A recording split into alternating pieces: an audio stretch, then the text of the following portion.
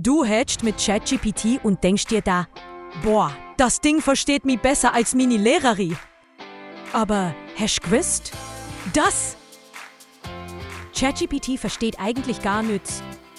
Es weiß nicht, was Liebe oder Stress bedeutet. Es fühlt nicht. Es denkt nicht. Was macht's denn? Es hat über 570 GB Text gelesen. Wikipedia, Reddit, Bücher, Forumposts. Und lernt daraus, was höchstwahrscheinlich als nächstes Wort kommen wird.